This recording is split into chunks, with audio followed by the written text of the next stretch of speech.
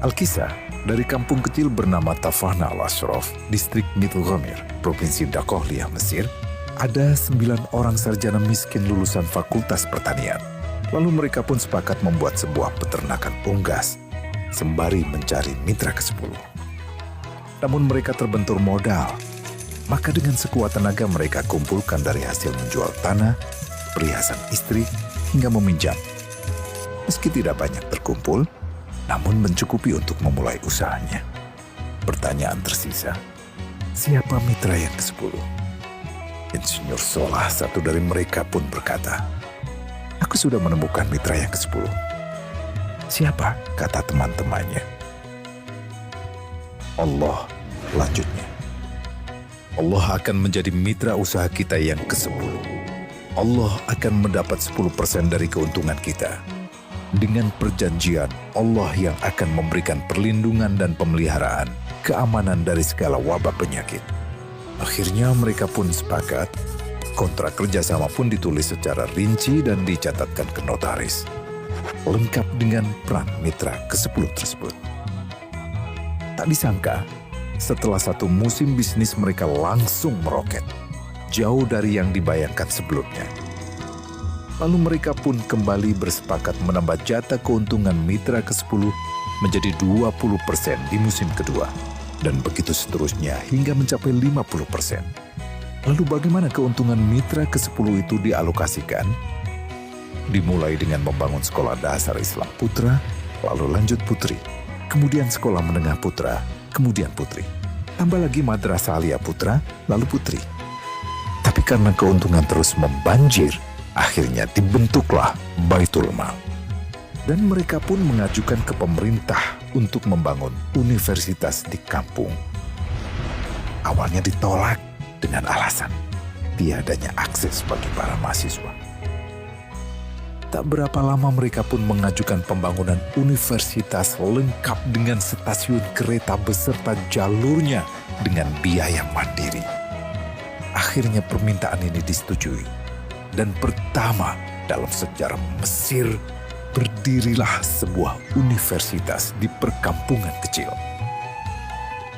Semakin berkembang, dibangun pula fakultas kedua, ketiga, keempat hingga asrama putri dengan kapasitas 600 kamar. Lalu asrama putra dengan 1000 kamar. Tiket kereta api pun digratiskan untuk memudahkan transportasi menuju kampung tersebut. Tak cukup hanya itu, dibangun Baitul Mal berikutnya hingga hilang kemiskinan di daerah tersebut.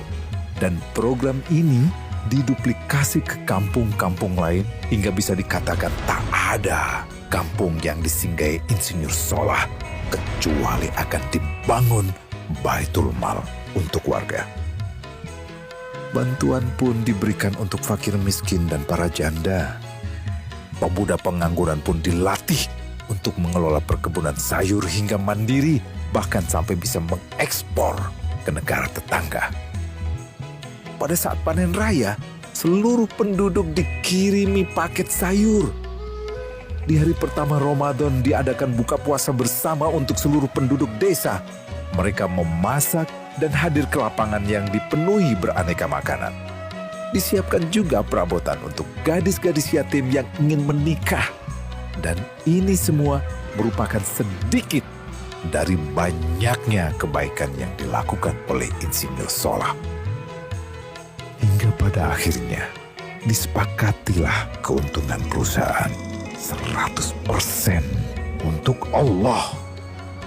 Insinyur Solah yang awalnya adalah salah satu mitra usaha berubah menjadi karyawan Allah. Dia hanya menerima gaji, namun dia memberikan Tuhannya syarat agar membuatnya hanya butuh kepadanya dan hanya meminta kepadanya. Inilah sosok Insinyur Solah Atiyah, aktor utama kisah menakjubkan ini. Keikhlasannya membuat ia sama sekali menolak terkenal di media massa. Dan kini, meski orang yang melibatkan Allah ke dalam bisnisnya ini telah wafat, terbayang seluruh amal jariahnya yang selalu mengalir untuknya. Masya Allah. Pertanyaannya, akankah ini hanya menjadi sebatas kisah saja? atau menjadi teladan bagi kita untuk mengikuti jejaknya.